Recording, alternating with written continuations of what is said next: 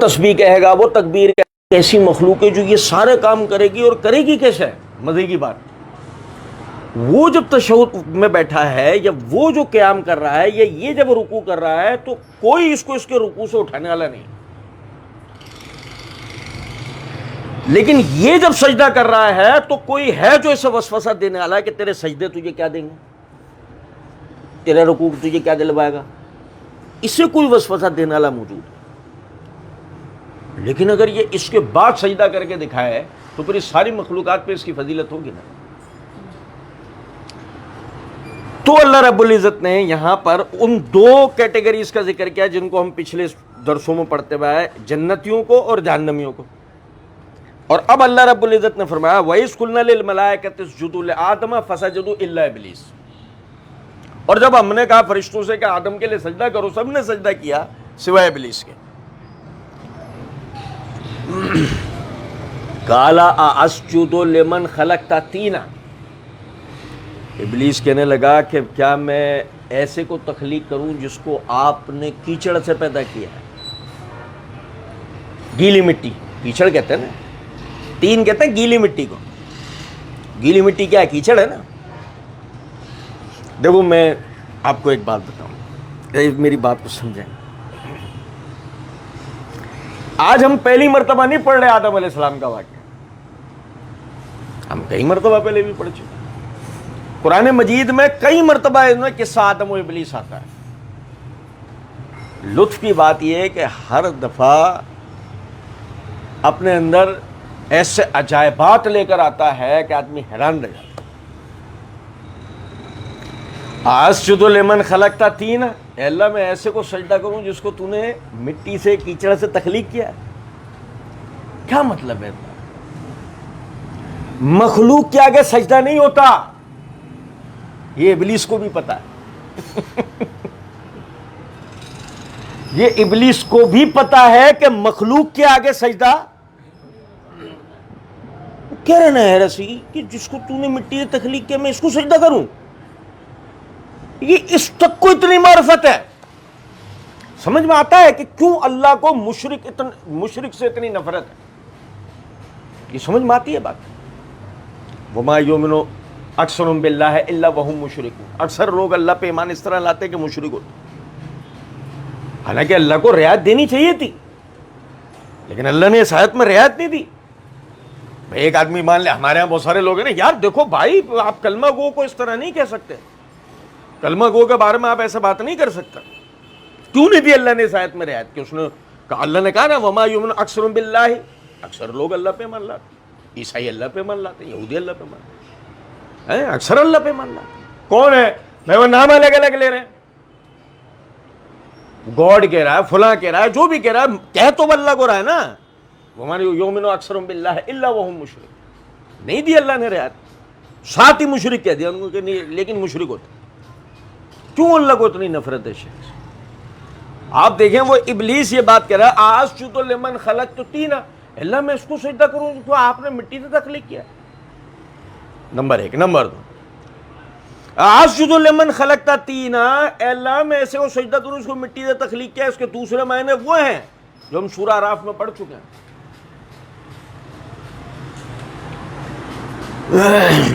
اللہ رب العزت نے فرمایا خلقتہ من نار و خلقتہ من طین، اے اللہ میں آگ سے تخلیق کیا گیا ہوں، یہ مٹی سے تخلیق کیا گیا ہے۔ آگ مٹی کو جلا کے راکھ کر سکتی ہے، ایسی ہے نا۔ تو اب آپ یہ دیکھیں دوسرا معنی کیا ہے کہ جی اللہ کے حکم کے مد مقابل کسی قسم کی عقل مندی، دانش مندی کی علامت نہیں ہے، یعنی آدمی اللہ کے حکم کے آگے کسی عقل کا استعمال کرے اپنی اور کہے کہ نہیں یار یہ عقل کے مطابق نہیں ہے یہ بات، تو یہ بات دانش کے مطابق نہیں ہے۔ سنو کیا ہے ایسی بات، ابراہیم علیہ السلام کے لیے جب آگ جلائی گئی تو جل کیوں گئی آگ؟ نہیں سمجھے بھائی؟ وہ ابراہیم علیہ السلام جب اسماعیل کے گلے پہ چھری چلانے لگتے ہیں تو چھری چلتی تک نہیں ہے، بھائی چل جاتی, زخم ہو جاتا, پھر صحیح ہو جاتا. اللہ قادر ہے نا اس پہ بھی, نہیں سمجھا؟ جب ابراہیم علیہ السلام کے لیے آگ جلائی گئی تو وہ آگ جل کیسے گئی؟ پہلی تو بات یہ ہے, اللہ نے اس کو جلنے کیسے دیا؟ جل گئی. اور جلی پورا وہ جتنا انہوں نے یعنی کہ لکڑی پھلانے ڈھمکے جتنی چیزیں انہوں نے جمع کر کے جو آگ لگوائی تھی وہ ساری کی ساری جلی, سب جل گیا. ایک گاؤں کے لوگ دوسرے گاؤں کے اندر اس آگ کے شعلے آسمان پر دیکھ رہے ہیں, اتنی بڑی آگ جل کیوں گئی؟ اللہ نے جلایا, جلاتا ہی نہیں. سب نے کہا ابراہیم علیہ السلام کو کود جاؤ. ابراہیم علیہ السلام کود گئے, آگ میں کھڑے ہیں, آگ جلا نہیں رہی. یا نارو کونی بردم و سلام علی ابراہیم, اے آگ ابراہیم کے لیے ٹھنڈی اور سلامتی والی ہو جا. اب آگ جل رہی ہے مگر ابراہیم علیہ السلام کو اندر سردی لگ رہی ہے, کھڑے ہوئے جلتی ہوئی آگ میں کھڑے ہیں اور ٹھٹر رہے ہیں. آگ جلا نہیں رہی. آگ کی دو صفت ہے نا, گرمائش پہنچانا اور جلا دینا. اللہ نے وہ دو صفتوں کی جگہ دو صفتیں بدلی, کونی بردم و سلاما, ٹھنڈی اور سلامتی والی بن جا. گرم اور نقصان پہنچانے والی کے مد مقابل ٹھنڈی اور سلامتی والی بن جا. کیوں ہوا یہ سارا واقعہ؟ آگ ہی نہیں جلتی. آگ بھی جلی, ابراہیم کھڑے بھی ہیں, بجائے جلنے کے ان کو سردی لگ رہی ہے. اب اس دن اللہ ابلیس کو بتا رہا ہے, خلقتنی من نار و خلقتہ من طین, اے اللہ تو نے مجھے آگ سے تخلیق کیا, اس کو مٹی سے. فارمولہ کیا ہے کہ آگ مٹی کو جلا کے راکھ کر سکتی ہے. جل رہے ہیں ابراہیم, فارمولہ تو یہ تھا نا تمہارے دماغ میں کہ آگ مٹی کو جلا سکتی ہے. مسئلہ یہ جو کچھ ہوگا فَإِنَّمَا أَرَدَ أَن يَقُولَ لَهُ كُن فَيَكُونُ. جب ہم کسی کام کا ارادہ کرتے ہیں تو کہتے ہیں ہو جا, پھر وہ کام ہوتا ہے.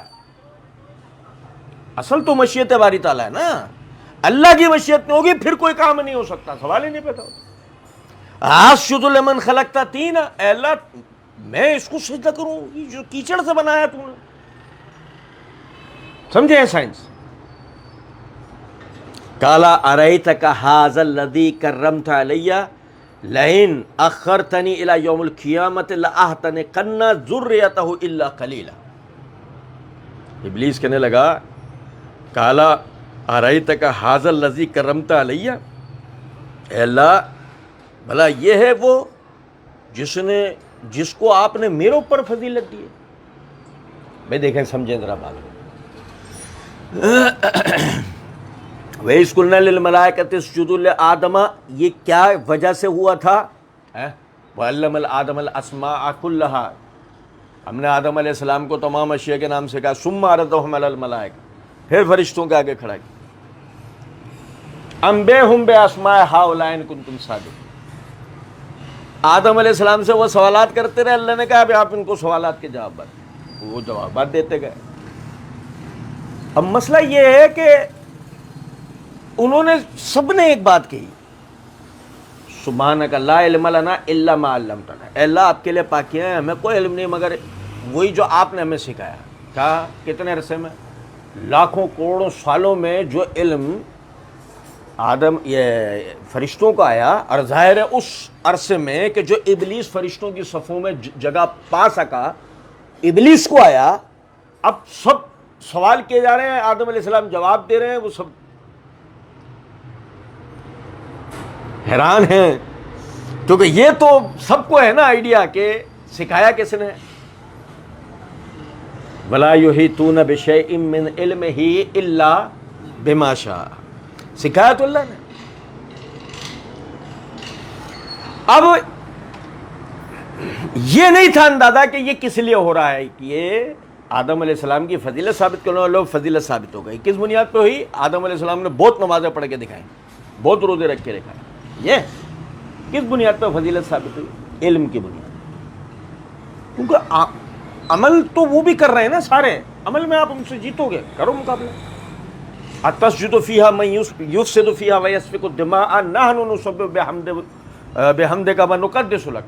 अपनी ही इबादतें तो गिनवाई थी उन्होंने पहले, सबसे पहले आदम अलैहिस्सलाम की तख्लीक से ही पहले। आदम अलैहिस्सलाम को उनकी शख्सियत पर मनवाया गया इल्म की बुनियाद के ऊपर।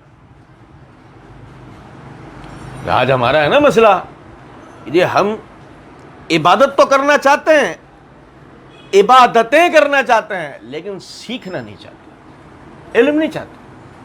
यही वजह है कि हमारी वो कैफियत नहीं बन पाती है जो कैफियत अल्लाह ने कुरान में कहा ना, या अय्यतुहन नफ्सिल मुतमइन्ना इरजी इला रब्बिका राज़ियतम मर्ज़िया।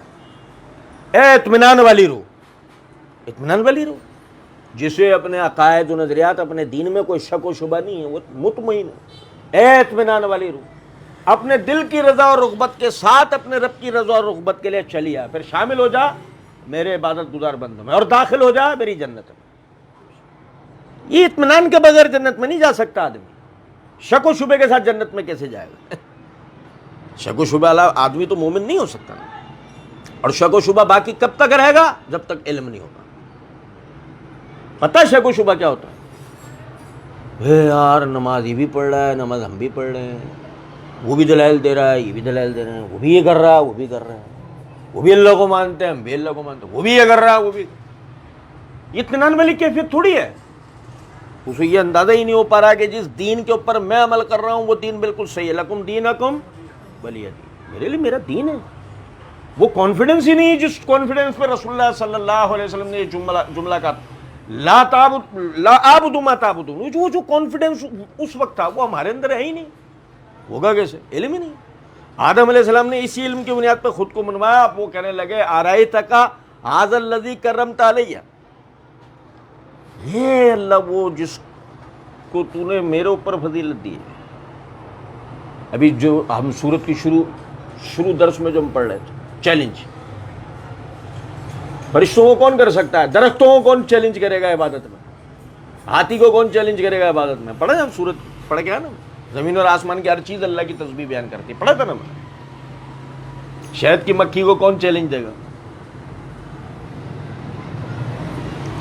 लइन अखरतनी इला यौमुल क़ियामत ला अहतनकन्ना ज़ुर्रियतहु इल्ला क़लीला। अल्लाह अगर तू मुझे मोहलत दे दे ना, क़यामत के दिन तक की तू मुझे मोहलत दे दे, ला अहतनकन्ना ज़ुर्रियतहु इल्ला क़लीला, मैं इसकी सारी की सारी औलादों को जड़ से उखेड़ दूंगा सिवाय चंद लोगों। चैलेंज दिया उसने, इब्लीस ने। मैं आपको एक बात बताऊं, आपको पता है इंसान के खमीर में अल्लाह रब्बुल इज़्ज़त ने चैलेंज कबूल करना रखा है? पता है? इंसान के खमीर में अल्लाह ने चैलेंज कबूल करना रखा है। इंसान आप देखते नहीं? मुझे बताएं, सोच के बताइएगा मुझे, इब्लीस K2 पहाड़ पे चढ़ा होगा?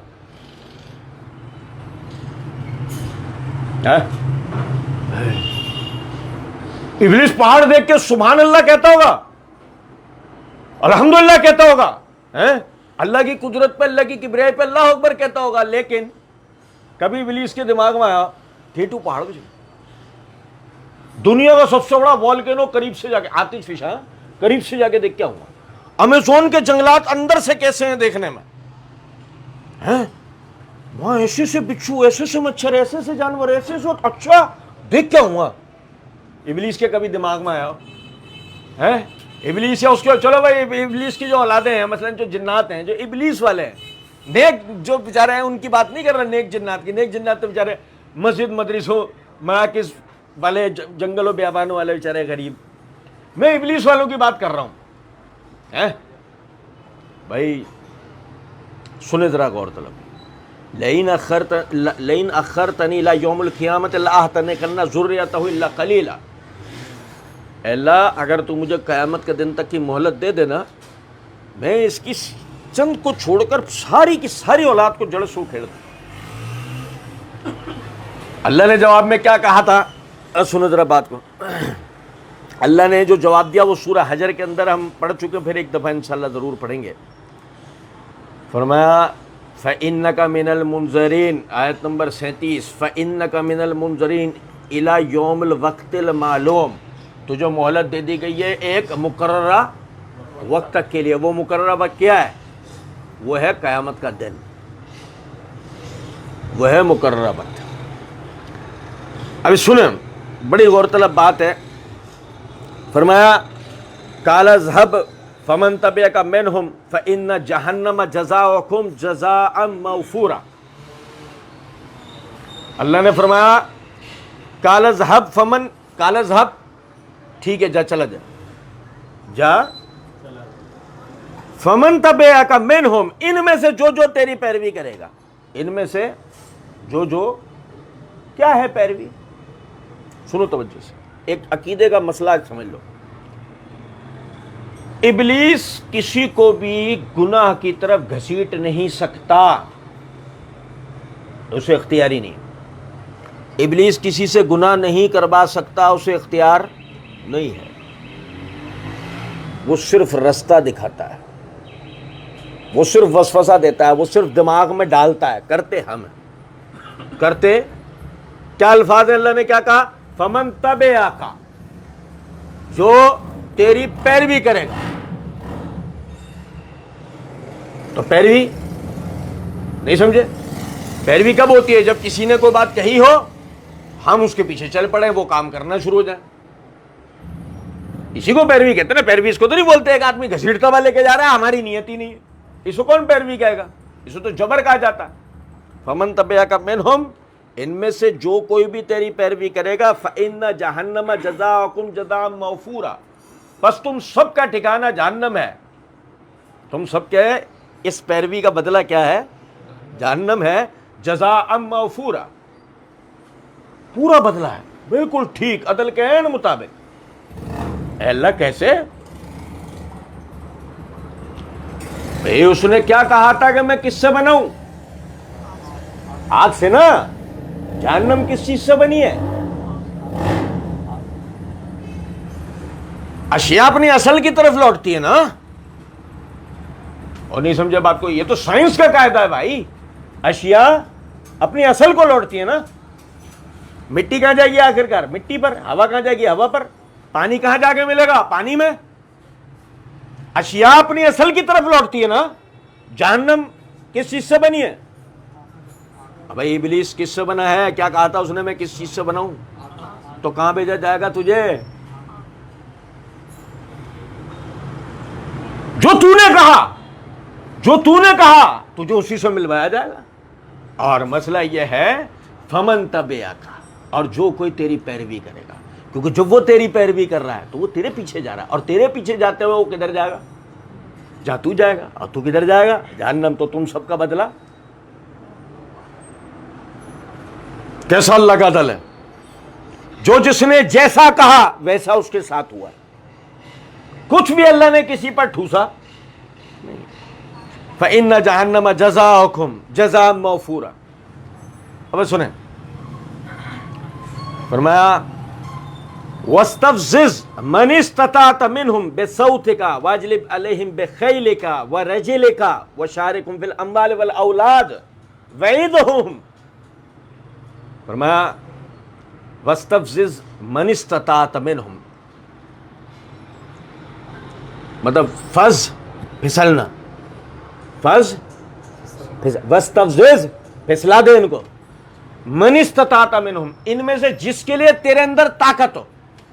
ان میں سے، اب بھائی سنو ذرا بات. بھائی میں آپ کو بتاؤں، نبی اکرم صلی اللہ علیہ وسلم کی حدیث ہے مسند احمد کے اندر، جلد نمبر 4 کا صفحہ نمبر 472، حدیث نمبر 8927.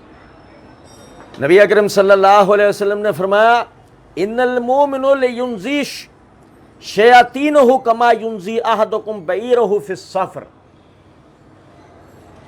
مومن آدمی اپنے شیطان کے ساتھ بالکل اس طرح ہے کہ جس طرح سوار اپنی سواری کے ساتھ ہے، کہ وہ اپنی سواری کو بہترین لگام ڈال کر اسی سواری کی، اسی یعنی اس پر جانور پر ہی سواری کر رہا ہوتا ہے. جہاں چاہتا ہے اسے موڑ کے لے جاتا ہے. اونٹ ہے, آپ کے قابو میں آ سکتا ہے, لیکن آپ اسے قابو میں لانا سیکھے ہو. اب آپ اس کے اوپر ایسی لگام باندھتے ہو کہ اونٹ جیسا بھاری بھرکم جانور بھی آپ جدھر اس کو ہانک کے لے جانا چاہو چلے جاتا ہے. بھائی ہاتھی سواری ہوتی ہے, ہاتھی پہ نہیں ہوتی. کیسا بھاری بھرکم جانور ہے, آپ سمجھے ذرا بات کو, یوں سونڈ پیچھے کرے, یوں اٹھائے زمین پہ پٹک دے, 1 منٹ میں کیما بنا دے. ایسا ہی وہ اپنی گردن گھمائے, اونٹ یوں ہی کھوپڑی پڑے چبا جائے کھوپڑی. ایسے خطرناک دانت ہوتے ہیں اس کے اونٹ کے. پر یہ سب, یہ جتنے بھی جاندار ہیں, یہ ایسا کرنے سے قاصر ہیں, قدرت ہی نہیں رکھتے ہیں. ایک لگام ڈل جانے کے نتیجے میں نبی صلی اللہ علیہ وسلم نے فرمایا مومن اپنے یعنی پیچھے جو شیاطین ہوتے ہیں ان کے ساتھ بالکل اس طرح ہے کہ جیسے سوار اپنی سواری کے ساتھ ہے. وہ لگام ڈال کے اس کو قابو کر لیتا ہے, مومن لگام ڈال کے شیطانوں کو قابو کر لیتا ہے. اب صحیح مسلم کے اندر حدیث ہے, نبی اکرم صلی اللہ علیہ وسلم نے فرمایا ہر آدم کے بیٹے کے ساتھ ایک جن پیدا ہوتا ہے. صحابہ نے پوچھا اللہ کے رسول آپ کے ساتھ بھی ہوا؟ فرمایا میرے ساتھ بھی ہوا. تو اللہ کے رسول اس کا کیا ہوا؟ فرمایا میں نے اس کے سامنے دین کی دعوت پیش کی, وہ مسلمان ہو گیا, اور اب جس طرح تم دین کے کام میں میرا ساتھ دیتے ہو ایسے وہ دیتا ہے. نہیں سمجھے کچھ بات کو؟ ہر آدمی کے پیچھے ایک شیطان لگا ہوتا ہے. اب تو ہمارے اوپر ہے نا کہ ہم اس کی فٹ بال بنائیں یا اس کی ہم فٹ بال بن جائیں. نہیں سمجھے کچھ بات؟ اتنی ہمیں اس کی معرفت ہونی چاہیے کہ وہ ہمارے ساتھ کھیل رہا ہے, ہم اس کے ساتھ کھیل رہے ہیں.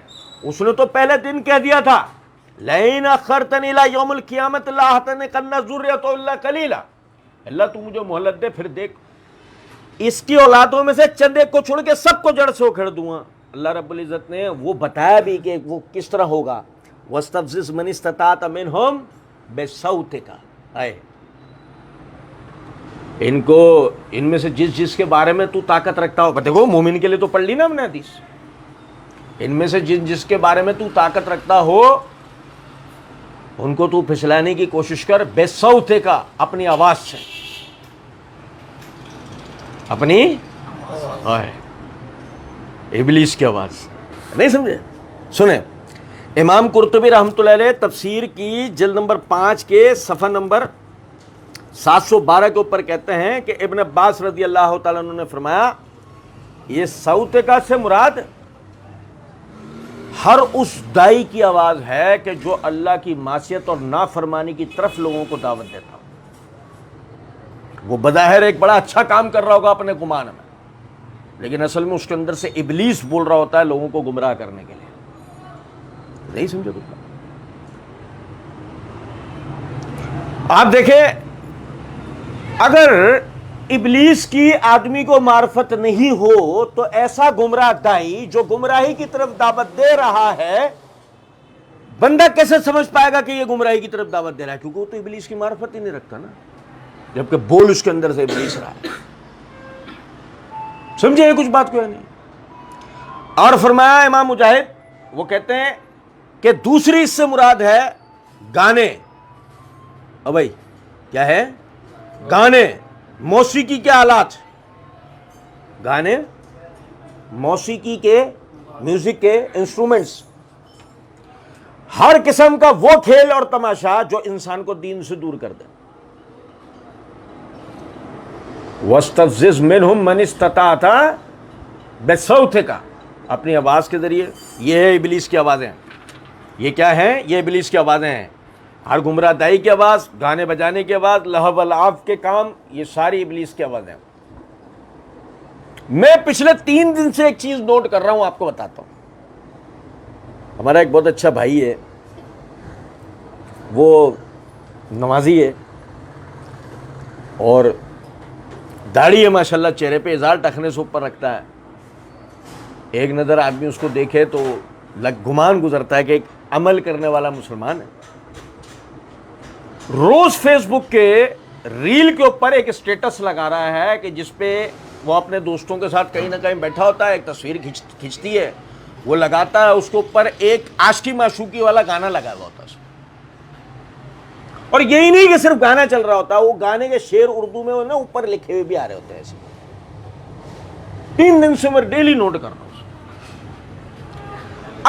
میری بات سمجھیں، دیکھیں قطع نظر اس کے حلال یا حرام ہونے، قطع نظر اس کے گناہ یا ثواب کے جو وہ کر رہا ہے، قطع نظر اس کے، فیس بک جیسا ٹول جو دعوت کے کام کے لیے بہترین آپ کو فائدہ دے سکتا ہے، آپ اپنی بات ہزاروں لوگوں تک پہنچا سکتے ہو، وہاں پر آپ یعنی آپ کی پوری ٹائم لائن پر ایک دن کے اندر کوئی قرآن کی آیت یا حدیث اپلوڈ نہیں ہوئی، آپ جیسے مومن آدمی، مطلب آپ سمجھے طاہرہ کاظمی جیسی ملحدہ ہو، سمجھ میں آتی ہے بات، پرویز ہود بھائی جیسا آدمی ہو، سمجھ میں آتی ہے بات، ایک ملحد قسم کا آدمی ہو، اس نے کوئی گانے بجانے کی چیز ڈالی، بھئی اس کو تو دین نہیں ہے نا، وہ کیوں ڈالے گا؟ لیکن تمہاری ٹائم لائن پر پورا دن بیت گیا، 1 2 3 دن ہو گئے، 3 دن سے لگاتار تم کیا ڈال رہے ہو؟ گانا۔ اللہ کی قسم نظر آیا کھڑا ہوا ابلیس، کیسے ابلیس نے اس کو فٹ بال بنایا، اسے اندازہ تک نہیں ہوا۔ قطع نظر فٹ بال بننے کی کیفیت کا اندازہ تو کرو کہ میری اس داڑھی، میری اذان تخریص پر، میری نمازوں کے پیچھے لوگ یہ گانے سنیں گے، کیا سوچیں گے میرے بارے میں؟ یہ تک بھی اس کے دماغ میں بات آئی؟ کیسا ابلیس نے سن کر دیا اس کا دماغ، سب کر رہے ہیں، فیس بک بھرا پڑا ہے، تو اکیلا تھوڑی ہوگا، لگا جانی، تیرا بھی اسٹیٹس پتہ لگے۔ اسٹیٹس کے لفظی معنی کیا ہوتے ہیں بھئی؟ اسٹیٹس کے لفظی معنی ہوتے ہیں موجودہ آپ کی حالت، کس حال پر ہے۔ حدیث میں کیا الفاظ ہے؟ میرے بندوں کو تم کس حال میں چھوڑ کر آئے؟ فرشتے جواب میں کیا کہتے ہیں؟ اے اللہ، رکوع اور سجدے کی حالت میں۔ اللہ اپنے بندوں کا اسٹیٹس فرشتوں سے پوچھ رہا ہے، میرے بندوں کو کس حال میں چھوڑ کر آئے؟ میرے بندے، وہی جو ہم نے سورت کی شروع سے پہلا لفظ ہم نے یہ پڑھا تھا کہ سورت کیا بتاتی ہے؟ اللہ کے بندوں کی فضیلت، کہ اللہ کے بندے کیسے ہوتے ہیں۔ میرے بندوں کو کس حال میں چھوڑ کے آئے؟ اللہ رکوع اور سجدے کی حالت میں چھوڑ گیا۔ کون بتا رہی ہے؟ جو خود ہمیشہ رکوع سجدے کی حالت میں ہوتا ہے، فرشتے۔ اور یہ والا میرے بندوں کو کس حال میں چھوڑ کے آئے؟ اللہ کل بھی اسٹیٹس لگا رہا تھا، آج بھی اسٹیٹس لگا رہا تھا، کل بھی اسٹیٹس لگائے گا، اس پہ ایک عاشقی معشوقی کا گانا چل رہا ہوا، یہی نہیں کہ گانا، وہ خدا نہ خواستہ کان میں شعر راسخ نہ ہو تو لکھا ہوا بھی آ رہا ہے کہ پڑھنے میں اس کے دماغ میں راسخ ہو جائے۔ مطلب وسوسے کی انتہا تو دیکھو آپ ذرا، کہ بس کسی طرح یہ گانا، قرآن کی آیت اس کے دماغ میں راسخ نہیں ہونی چاہیے، اللہ کے رسول کی حدیث اس کے دماغ میں راسخ نہیں ہونی چاہیے، جائے اس کے دماغ میں تو کیا جائے؟ گانا۔ سمجھ میں آ کھڑا ہوا ایسا ابلیس، یار کیا یار، کتنا خطرناک ابلیس، کیسا اسے چھو کے کھپتی ہے۔ اللہ نے کہا نا یتخبطہ الشیطان من المس، سے چھو کے پاگل کر دیتا ہے شیطان۔ ہم نے لفظ سنو یا تو اس کو سمجھ میں نہیں آتا میں نے کیا کیا، یہ میں نے کر کیسے دیا۔ اور امام قرطبی رحمۃ اللہ علیہ صفحہ نمبر 714 کے اوپر کہتے ہیں کہ علماء فرماتے ہیں کہ یہ آیت بانسری، گیت گانے اور لہو و لعب کے حرام ہونے کی واضح دلیل ہے، کیونکہ اللہ تعالیٰ کا ارشاد وَاسْتَفْزِزْ مَنِ اسْتَطَعْتَ مِنْهُمْ بِصَوْتِكَ وَاجْلِبْ عَلَيْهِمْ، یہ مجاہد رحمۃ اللہ علیہ کے قول سے ثابت، اور ہر وہ جو شیطان کی آواز یا اس کے فعل سے ہو، اور ہر وہ جو ایسی چیزوں کا اچھا سمجھتا ہو، ان سب سے مومنین کا بچنا واجب ہے۔ ان سب سے مومنین کا بچنا، ایک آدمی ایسا جو گمراہ دائی ہے، یا ایک آدمی ایسا جو گمراہ دائیوں کو پسند کرتا ہے، ایک آدمی ایسا جو گانا گاتا ہے، یا ایک آدمی ایسا جو گانے سنتا ہے۔ فرمایا کہ مومن کے لیے ان سب سے اجتناب واجب ہے۔ نہیں سمجھے؟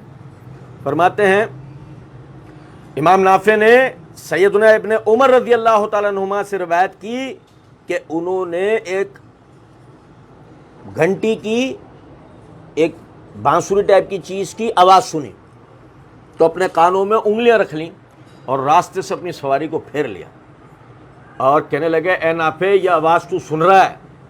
تو میں نے کہا جی ہاں۔ بس آپ چلتے رہے یہاں تک کہ میں نے کہا نہیں اب آواز ختم ہو گئی۔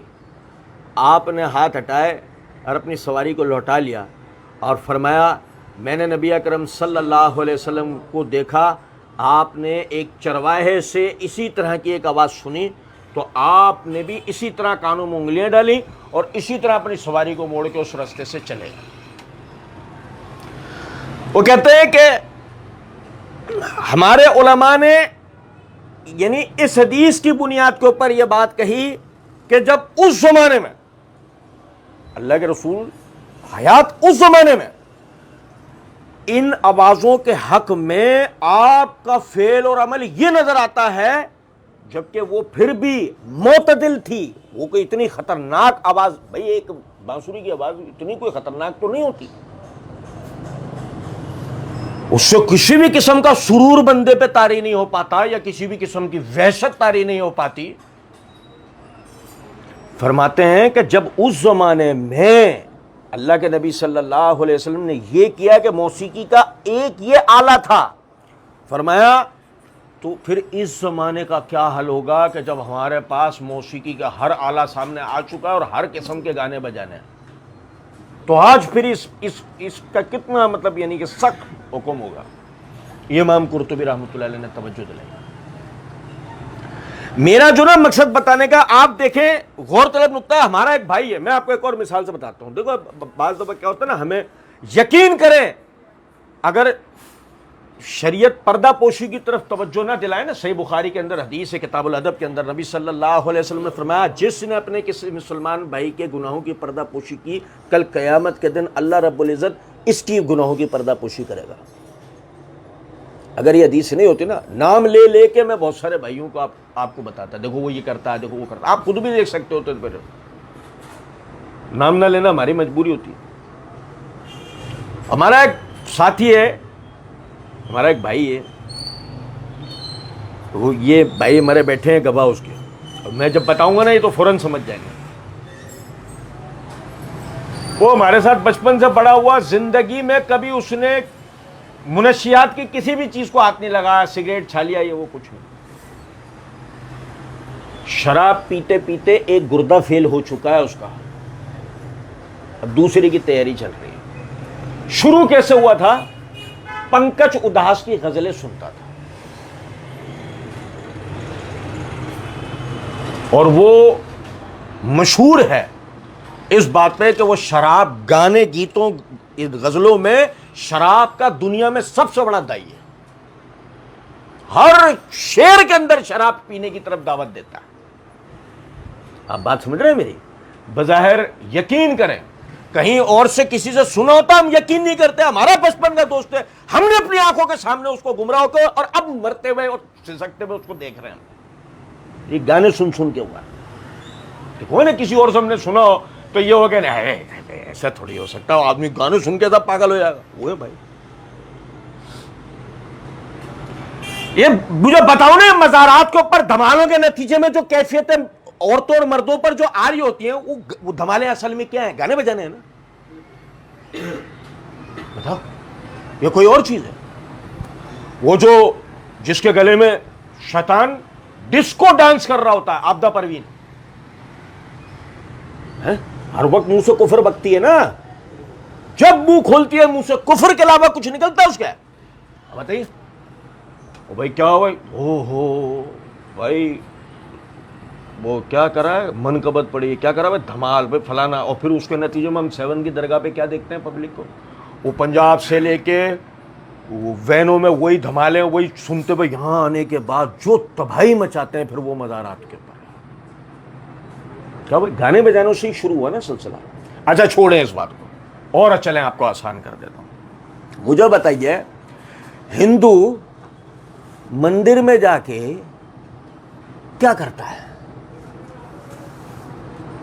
ہندو مندر میں جاتا ہے، پڑھا لکھا ہندو جو اپنے مذہب کا پڑھا لکھا ہوتا ہے، اس کو کبھی دیکھا آپ نے؟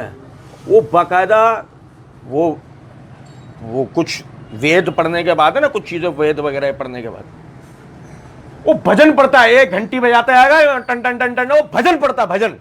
بھجن کیا ہے؟ کیا ہے بھجن؟ گانا ہے نا. بھجن گانا ہے نا بھائی. کسی منقبت کو لے میں پڑھنا، اب اسے نام دے دو، کوئی بھی نام دے دو. جیسے وہ سوال جواب سیشن میں اتوار والے دن ہوا، ایک بھائی نے پوچھا نشید پڑھنا کیسا ہے؟ نشید وہ گانا ہے وہ کون سی نشید؟ سمجھ میں آ رہی ہے کچھ بات یا نہیں؟ ہر قسم کا یعنی کہ لے کے اندر کسی چیز کو پڑھنا گانا ہے، وہ کوئی دو رائے نہیں ہے۔ صحابہ کرام رضوان اللہ علیہ مجمعین میں سے وہ صحابی بتائیں جو گانے گاتا تھا؟ پتہ آپ کو؟ ابو بکر صدیق رضی اللہ تعالیٰ عنہ، چھوڑ بلکہ نبی صلی اللہ علیہ وسلم کے چچا حمزہ، مکہ شہر کے اندر حجاز کے علاقے میں تو کوئی ایسی گانے والی نہیں تھی جس کا گانا سننے آپ نہ جاتے ہوں یا اس کا گانا سننے کے لیے اسے اپنی مجلسوں میں نہ بلاتے ہوں۔ کون؟ چچا حمزہ۔ کوئی حجاز کی ایسی مغنیاں، گانا گانے والی عورت کو مغنیاں کہتے ہیں عربی میں، حجاز کی کوئی مغنیاں ایسی نہیں تھی جسے وہ اپنی مجلس کے اندر نہ بلاتے ہوں گانے کے لیے یا اس کے گانا سننے نہ جاتے۔ اسلام لائے، مسلمان ہو گئے، حرام ہے کہ حجاز شہر میں ان کی زندگی میں کوئی گانا گانے والی عورت نظر بھی آئی ہو۔ جب تک زندہ رہے حمزہ، حجاز کے پورے علاقے کے اندر کوئی ایک گانا گانے والی عورت نظر آ گئی ہو، کیوں؟ حمزہ زندہ نہیں چھوڑے گا، مار دے گا۔ سمجھ میں آ رہی ہے کچھ بات یا نہیں؟ بتائیں ذرا، یہ اسلام ہے، یہ سنجیدگی ہے اسلام کی بھائی۔ وہ نبی جو حسان رضی اللہ تعالیٰ عنہ کو شعر سنانے کے لیے کہہ سکتے ہو، وہ نبی اگر یہ اتنا اچھا اور جائز کام ہوتا گانے کے لیے نہیں کہہ سکتے تھے؟ میری اس کو انہی شعروں کو گا کے سنا دے۔ بھائی حسان بن ثابت رضی اللہ تعالیٰ عنہ نعتیں پڑھتے تھے نا، حقیقت میں نعتیں پڑھتے تھے، گاتے نہیں تھے، گاتے نہیں تھے۔ نعت پڑھنا فرض ہے، گانا حرام ہے۔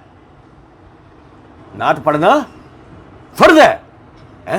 کیا کہا اللہ نے قرآن میں؟ یا ایھا الذین آمنوا صلوا علیہ وسلموا تسلیما، کہا ہے نا اللہ نے، فرض کیا ہے۔ لیکن اس فرض کی ادائیگی اور دیکھنا، میں اس موقع پہ موقع ہاتھ سے جانے نہیں دیتا ہوں، تو یہ بھی بول ہی دیتا ہوں میں، آج بھی سن لیں۔ مجھے بتائیں ذرا بھائی، گانے کا، میں بولتا ہوں گانے کا ہیجان، شوق بھی نہیں، ہیجان کیا بلا ہوتا ہے۔ 14 اگست پہ ترانے چلا رہا ہے، کیا وہ گانا نہیں ہے؟ گانا ہے وہ۔ سننا بات سن، 14 اگست پہ گانے چلا نہیں، 14 اگست پہ گانے چلا لیے، 12 ربیع الاول آئی، اب نعتیں چلا رہا ہے۔ گانے چلا وہی والے 14 اگست والے، یہ کیوں چلا رہا ہے؟ اب آئے محرم، اب کیا چلا رہا ہے؟ کیوں؟ وہ بھی گانے۔ اور بھائی سنو ذرا بات کو، عربی زبان میں مرثیہ کہتے ہیں دکھی گانے کو، دکھی گانا، سیڈ سانگ، عربی میں کیا کہیں گے؟ مرثیہ۔ آپ لغت میں دیکھ لو، اور خاص طور پہ لفظ کا اطلاق ہوتا ہے ان کو، یہ مرثیے کا لفظ اطلاق ہوتا ہے ان کو جنہیں ظالمانہ چیزوں سے گزارا گیا ہو، وہ چاہے قوم ہو، افراد ہو، کوئی بھی ہو، عربی زبان میں ان کی اس ظلم کی کہانی سنانے کو کہا جاتا ہے مرثیہ۔ میں آپ کو بتاؤں، باقاعدہ حدیث میں الفاظ ہیں صحیح بخاری کے اندر، عید والے دن، اللہ کی قسم بڑی پیاری حدیث ہے، عید والے دن ابو بکر صدیق رضی اللہ تعالیٰ عنہ اپنے داماد سے ملنے کے لیے گئے۔ ابو بکر کے داماد کون تھے؟ محمد الرسول اللہ صلی اللہ علیہ وسلم، ابو بکر کے داماد تھے نا۔ بھائی عائشہ کس کی بیٹی تھی؟ ابو بکر۔ ابو بکر صدیق رضی اللہ تعالیٰ نے اپنے داماد سے ملنے یعنی محمد صلی اللہ علیہ وسلم سے ملاقات کے لیے ان کے گھر تشریف لے گئے۔ خود فرماتے ہیں کہ 2 بچیاں بدر کے مقتولین کا مرثیہ پڑھ رہی ہیں، صحیح بخاری کے الفاظ، 2 بچیاں بدر کے شہداء کا مرثیہ پڑھ رہی تھیں، باقاعدہ الفاظ۔ تو اور اللہ کے رسول چہرہ کروٹ اس طرف کر کے لیٹے ہوئے تھے۔ ابو بکر رضی اللہ تعالیٰ نے بلند آواز، یعنی دیکھتے ہی بلند آواز سے کہا، اے بچوں، یہ کیا شیطان کا باجا بجا رہی ہو؟ دیکھ نہیں رہی اللہ کے رسول کے چہرے کو؟ شیطان کا باجا آئی سمجھ میں یا نہیں؟ اور بھائی میری بات سنیں، اگر آپ شہدائے بدر کا ذکر، ان کی شہادتوں کا ذکر کریں تو یہ کیا ہے؟ یہ مرثیہ، بالکل جائز مرثیہ، پر اسی کو گانا شروع ہو جائے تو ابو بکر نے کیا بولا؟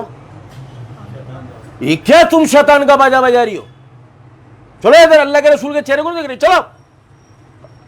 نبی صلی اللہ علیہ وسلم نے ایسی لیٹے لیٹے فرمایا، ابو بکر ہر قوم کی ایک عید ہوتی ہے، ان کا بھی عید کا دن ہے، جانے دیں۔ پتہ لگا عید کے دن بچیوں کو اجازت ہے، ڈھونگوں کو اب بھی نہیں ہے، ڈھونگوں کو اب بھی نہیں ہے۔ اور سنا رہا ہے بچیوں والی روایت، ڈھونگا پڑھ ادھر ہے وہ، تو کیوں پڑھ رہا بھائی؟ بچیوں کے لیے نا، اور نہیں سمجھے کچھ بات کو۔ گانا کسی بھی شکل میں جائز نہیں ہے، وہ چاہے حمد کے نام پر ہو، وہ چاہے نعت کے نام پر ہو، قوالی کے نام پہ ہو، منقبت کے نام پر ہو، وہ مرثیے کے نام پر ہو، وہ نشید اور نیا کوئی جدید لفظ کے نام پر ہو۔ پاکستان کا قومی ترانہ، اور نہیں سمجھے کچھ؟ گانا کسی بھی صورت میں جائز۔ آپ شعر پڑھو، اللہ کے رسول، اللہ کی حمد بیان کرو، اللہ کے رسول کی ثنا بیان کرو، صحابہ کرام کی تعریف و توصیف کرو، بزرگان دین کی تعریف و توصیف کرو، زبانی ان کی سیرت، کردار، کارنامے، ان کے کمالات، ان کی کرامات زبانی بتاؤ، اس سے زیادہ جذبہ آ جاتا ہے۔ اور گانے سنانے سے کس کو جذبے ہیں بتاؤ میرے کو؟ ہمارے والے ترانے سن کے کیا انڈیا میں گھس گئے جا کے؟ اب بتا، ترانے سننے والے چوچو گلوکوز لگوا کے پڑے میں ایسے ہے۔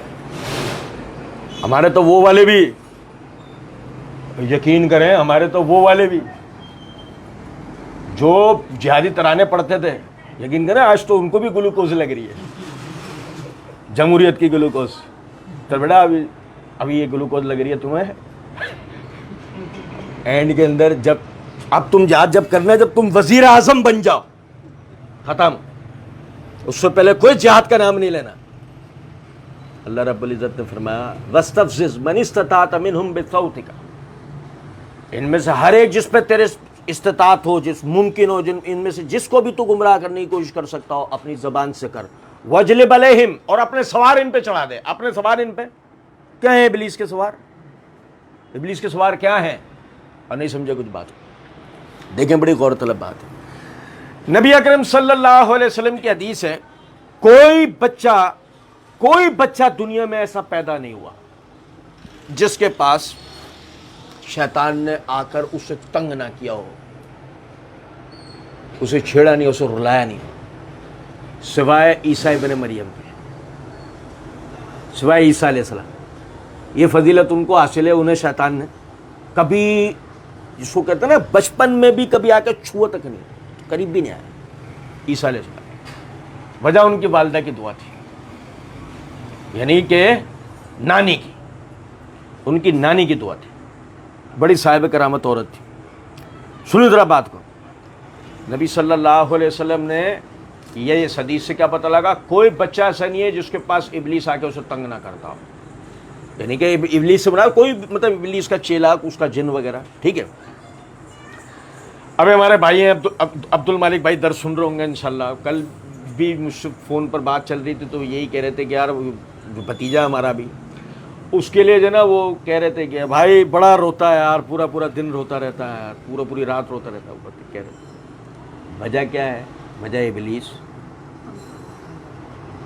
وَاجْلِبْ عَلَيْهِمْ، ان پہ اپنے سوار چڑھا لا۔ اب یہ دیکھو، یہ سوار آ گیا، یہ کیا ہے؟ یہ بچہ اس کا مقابلہ نہیں کر سکتا، یہ سوار اس کو آگے پریشان کر رہا ہے۔ ہم ایسی صورت کے اندر کیا کرتے ہیں؟ آیت الکرسی پڑھتے ہیں۔ کیا پڑھتے ہیں؟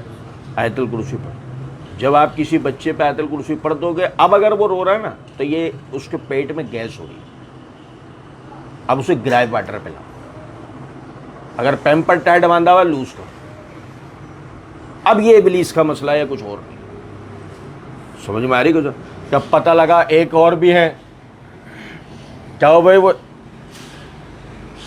اتنا بڑا بچہ، اس کے گلے میں اتنا بڑا تعویذ، کیا ہوا بھائی؟ پوری رات روتا رہتا۔ پھر وہ ہم نے مولوی صاحب کو دیکھا، مولوی صاحب کہہ رہے ہیں اس پہ آصب ہے۔ اس پہ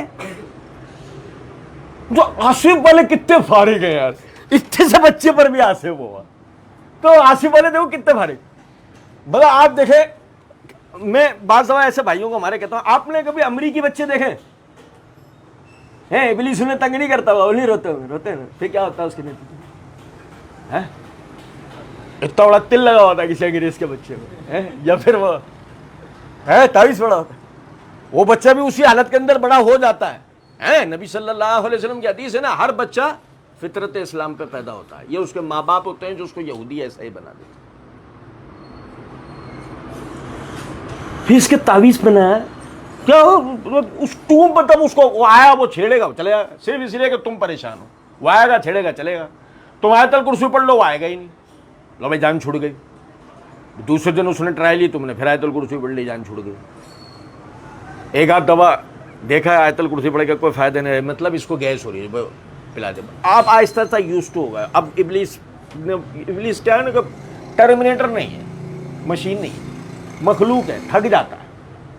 مشین تھکتی نہیں, ابلیس تھک جاتا ہے. کیا حدیث میں الفاظ ہیں کہ تم میں سے جو شخص 40 دن تک تکبیر اولیٰ کے ساتھ با جماعت نماز پڑھے, اللہ اس کو نماز پہ استقامت دے دیتا ہے. کیوں؟ 40 دن کے اندر وہ تھک جائے گا. وہ اپنی کوششیں کر کے یہ وسوسہ وہ فلاں, نماز میں یار اتنے برے خیالات, نماز میں یار مجھے ایسا لگتا ہے ری خارج ہو گئی, پاد آ گیا, ایسا ہوتا نہیں ہوتا ہے. اب سمجھے ذرا اس بات کو کہ بھائی وہ 40 دن کے اندر تھک گیا, ثابت ہوا مخلوق ہے, مشین نہیں ہے, تھک جاتا ہے.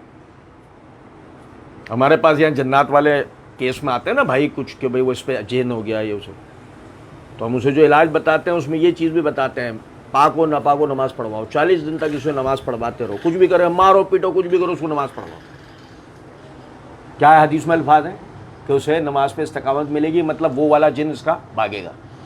تو اگر یہ انہی میں سے ہوا,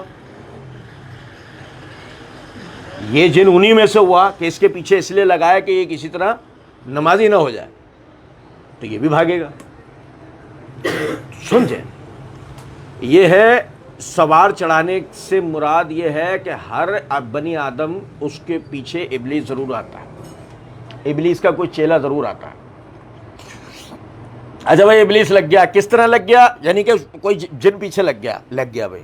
اب کیا ہے, زکام کے وائرس میں اور ایک جن میں کیا فرق ہے؟ آپ میں سے کسی نے بھی زکام کا وائرس مائکروسکوپ میں دیکھا ہے؟ اگر آپ زکام کے وائرس کو مائکروسکوپ میں دیکھ لیں گے, میرا دعویٰ ہے 3 دن تک آپ سوئیں گے نہیں. اتنا بھیانک ہوتا ہے, اتنا ڈراؤنا ہوتا ہے. کمزور دل والا مالک, کمزور دل کا حامل آدمی نہ سو نہیں سکتا 3 دن, اتنا بھیانک ہوتا ہے. اب آپ اس کو کر لو 6 فٹ کا,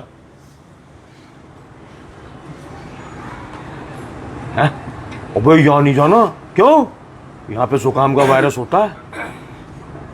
سنا کبھی کسی کے منہ سے؟ نہیں. کیوں؟ یاد رکھیں اس بات کو, ایک جن زکام کے وائرس سے زیادہ خطرناک نہیں ہوتا اگر ہم سمجھیں تو. کہ جس طرح آپ زکام کے وائرس کی دوا کرتے ہیں, اسی طرح اگر آپ کے پیچھے کوئی جن لگ جائے تو اس کی دوا کی جاتی ہے, اس سے ڈرا نہیں جاتا ہے.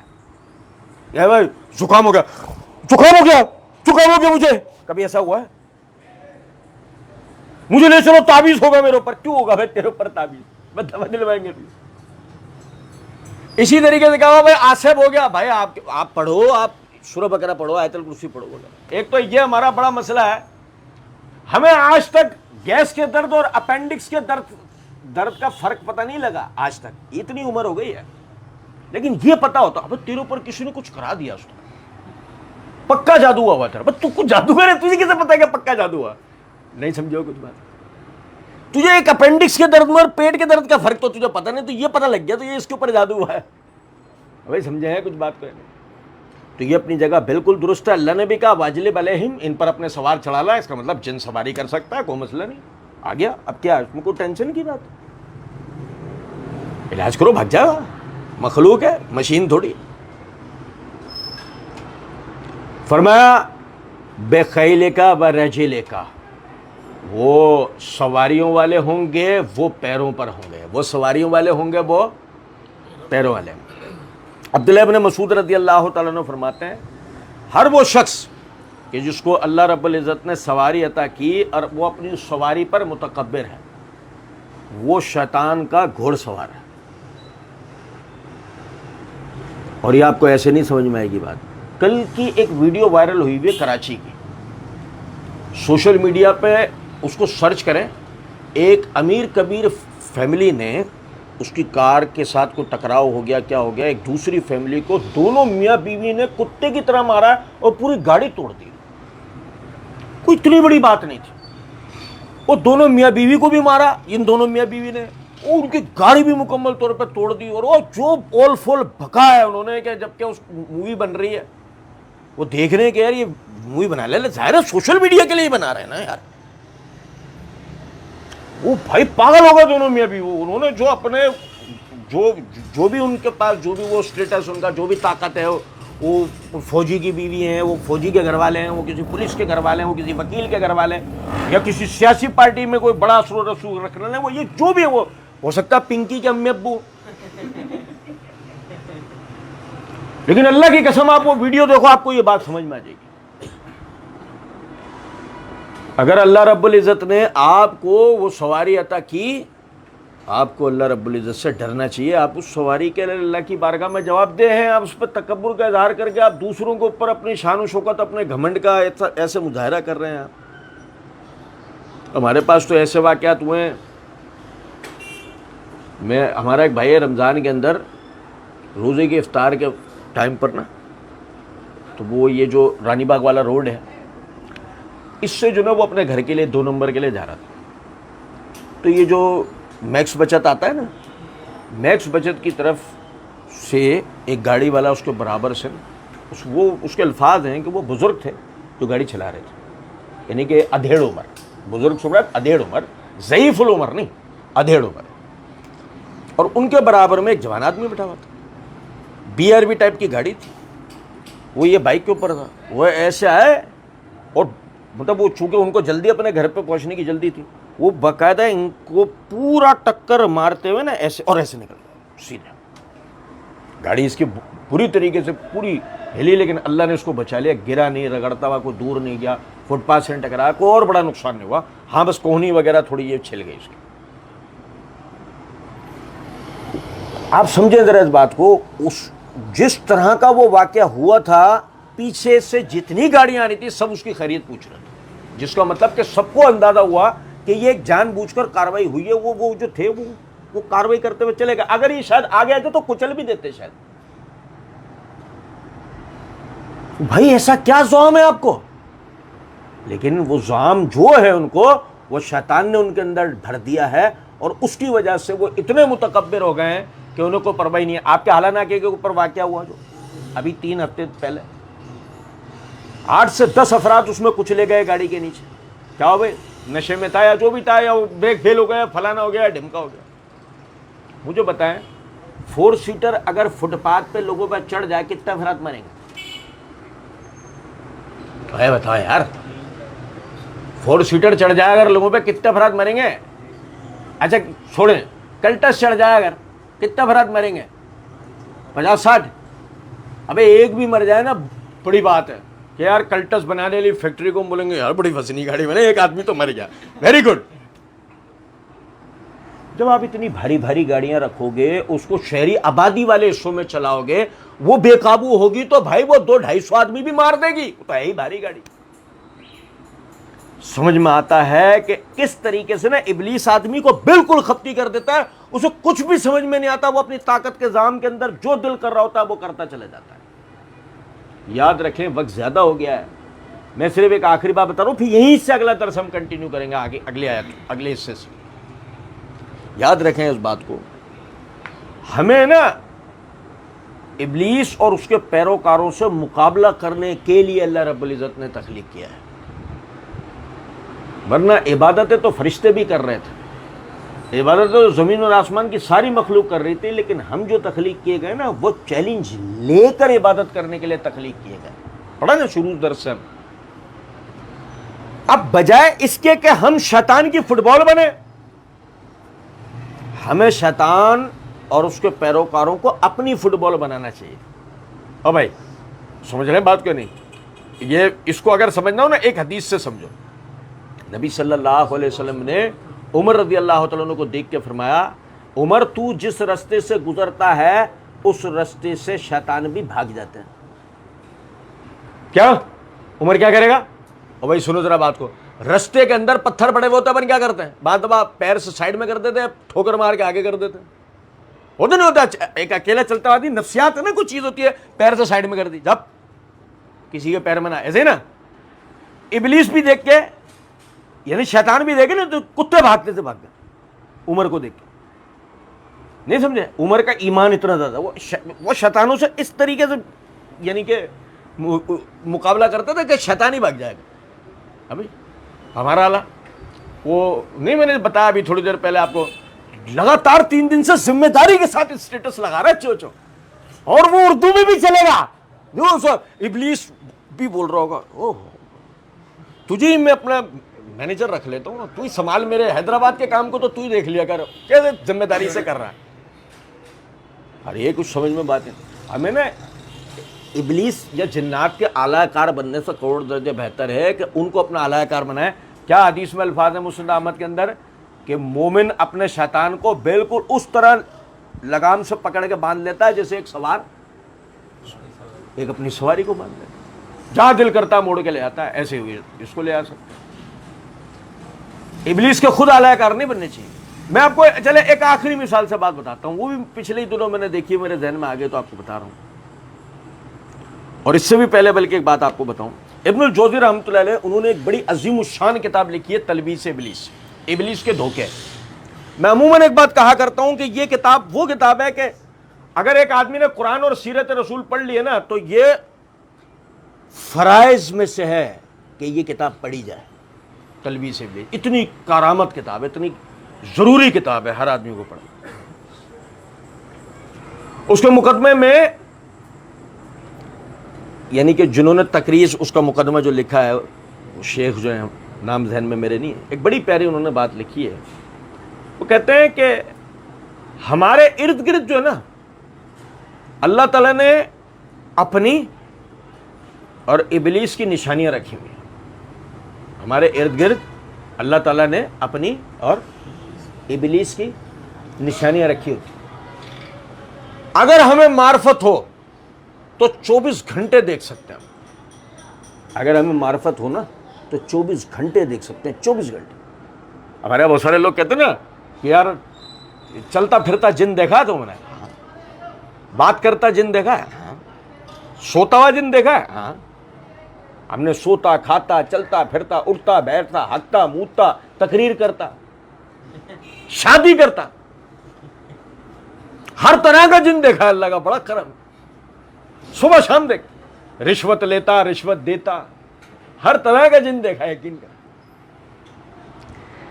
تو عرض کرنے کا مطلب پتہ ہے کیا ہے, تھوڑا سا یہ غور کر لینا اس بات کے اوپر, میں جو یہ کام کر رہا ہوں آیا وہ کام میرے لیے فائدہ مند ہے یا نقصان دہ ہے, میرے دین میں ترقی کا باعث ہے, میرے دین میں نقصان کا باعث ہے. بس یہ غور کر لے اور بس وہ تھوڑی دیر میں اس کو آئیڈیا ہو جائے گا کہ جو میں اس کام کی طرف جا رہا تھا یہ مجھے ابلیس لے کے جا رہا تھا, ورنہ سوال ہی نہیں پیدا ہو سکتا کہ میں یہ کام کرتا. وہ ایک ہمارے بھائی ہیں, میں بتا جو ابھی آپ کو بتا رہا تھا کہ آپ کو ایک مثال دیتا ہوں. ہمارے ایک بھائی ہیں, وہ واقعہ بتا رہے اپنا, کیا میرا چوکیدار یعنی چوکیدار ہمارا پلازا کا چوکیدار کہہ رہے بیٹھے بیٹھے نا اس نے کیا کرا, میں اوپر سے دیکھ رہا ہوں ایسے, اس نے بیٹھے بیٹھے نا ایسے اپنی رائفل سیدھی کی, اس کے اندر کارتوس نکال کے لگایا, اس کو رائفل کو بند کی اور اس کو ایسے اوپر کر لیا یوں.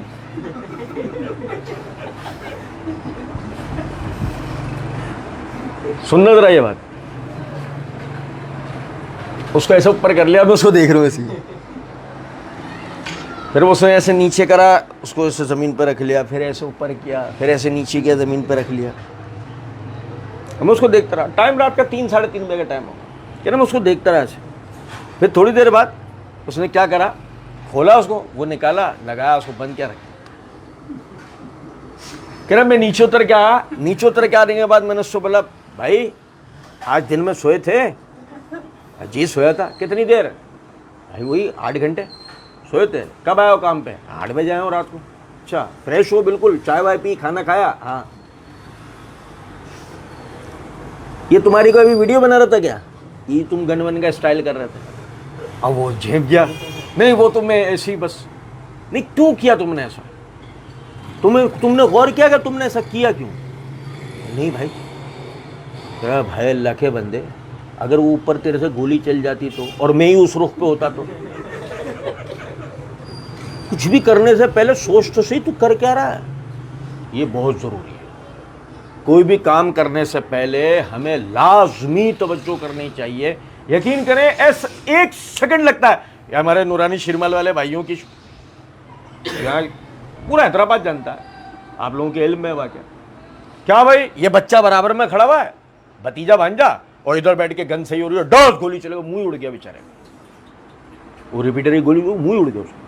और बारात तैयार खड़ी है, 5 बंदों में जाके रुखसती करके लेकर आए, इतनी तैयारी, इतनी धूमधाम से शादी कर रहे थे, बच्चे का बेचारा मुंह उड़ गया उसका, गरीब का, हमारे आंखों के सामने का वाक़या। एक बड़े आलम के मशहूर है, किसी से भी आप जाके पूछ लो, नूरानी शिरमाला वाले किसी बच्चों से जाके पूछो, 1 मिनट लगता है। इब्लीस करता ही यही है, वो आपको ऐसी चीजों में लगाएगा, वो सिर्फ तवज्जो दिलाता है, आप उसकी तवज्जो के पीछे पीछे जाते हैं, काम आप करते हैं, इब्लीस नहीं करता।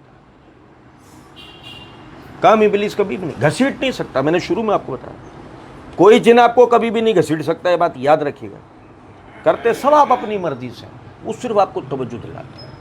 अल्लाह से आफियत का सवाल करना चाहिए हर फर्ज नमाज के बाद, ठीक है। अल्लाह रब्बुल इज़्ज़त से आफियत का सवाल करें, सुबह शाम के अस्कार पढ़ें। और वो जो ना, अभी पिछले दिनों असरी साहब दारुसलाम मस्जिद आए थे, उन्होंने एक दुआ बताई, बड़ी प्यारी दुआ है, अल्लाहुम्मा अस्अलुकल अफ़्व वल आफ़िया वल मुआफ़ात फ़िद दुनिया वल आखिरा। असरी साहब कहने लगे, ये वो दुआ है कि जो दुनिया के अंदर भी हर फितने से आफियत में रखेगी, और आखिरत के अंदर भी जो ना हर फितने से आफियत में रखेगी। तो ये जो दुआ ना, हर फ़र्ज़ नमाज के बाद आदमी को दुआ मांगनी चाहिए, और रात को सोने से पहले। अब वो पता है आयतुल कुर्सी वाली एक हदीस क्या है, सही बुखारी के अंदर नबी अकरम सल्लल्लाहु अलैहि वसल्लम ने फरमाया कि जो शख्स सोने से पहले आयतुल कुर्सी को पढ़ता है, ये उसे हर दुश्मन से काफ़ी होती है, ये उसे हर दुश्मन से काफ़ी। ये क्या मतलब है हर दुश्मन से काफ़ी होती है? हर से मुराद एक ही है ना, वो शैतान के जो हर किस्म की कैफियत, हर किस्म के रूप में उसके साथ वाक़या किसी भी तरह का वो कर सकते होते हैं। इसलिए ये चीज़ों को मामूली नहीं लेना चाहिए। आदमी अपना एहतिसाब भी करता रहे, सुबह शाम के अस्कार भी पढ़े, अल्लाह रब्बुल इज़्ज़त समझने और अमल करने की तौफीक दे। वमा अलैना इल्लल बलाग। अच्छा, ये भाइयों के लिए जो ना एक अदद ऐलान है, चूँकि अब जो जुमेरात आएगी वो इंशाअल्लाह बासी का दिन होगा, तो उसमें तो दर्स मुमकिन नहीं होगा। माशाअल्लाह आप सब भाई शादीशुदा हैं, वो जो मुस्कुरा रहे हैं वो भी शादीशुदा हैं, ठीक है ना। हाँ, जो कंवारे मुस्कुरा रहे हैं ना, असल में वो भी शादीशुदा हैं। कैसे, वो मैं बाद में बताऊँ। तो अर्ज़ करने का मतलब ये है कि भाई वो बासी वाले दिन दर्स नहीं हो पाएगा। आइंदा जो हफ्ता आएगा उसमें इंशाअल्लाह दर्स होगा। और फिर मैं एक मरतबा बता दूं कि लॉकडाउन की सूरत हाल कायम रहती है, तो आइंदा जो जुमेरात को दर्स होगा वो वही 11 बजे के वक्त में होगा। तो हमारे जहनों में बात हो कि चूँकि लॉकडाउन अब चल पड़ा है, तो लिहाजा अब जो है वो दर्स जो है वो 11:15 बजे जैसे पहले हुआ करता था होगा, नहीं 11 बजे दर्स शुरू हो जाएगा। क्योंकि यही सुन रहे हैं ना कि ईद के बाद लॉकडाउन को दोबारा अपनी असल कैफियत में ले आएंगे। तो अब ये जो ना एक हफ्ते यानी कि अगले जो जुमेरात को जो दर्स होगा ना, उसमें ही इंशाल्लाह इस सूरत हाल को फिर मैं आप भाइयों के सामने रख दूँगा। अगर लॉकडाउन का सिलसिला नहीं होता तो फिर इंशाल्लाह अब जो उसके बाद हफ्ते में जो फिर दर्स होगा वो फिर वही 11:30 पौने 12 वाली कैफियत में होगा। क्योंकि माशाल्लाह हमारे सब भाई शादीशुदा, देखिए ना, हमारे यहाँ तो बहुत सारे कंवारे भाई भी ऐसे थे जो पूरे हफ्ते तो आए नहीं लाइब्रेरी, और आज के दिन भी आए तो 12 बजे आए, जैसे मूसा भाई जैसे, समझ रहे हैं। तो ये ध्यान में रखिएगा।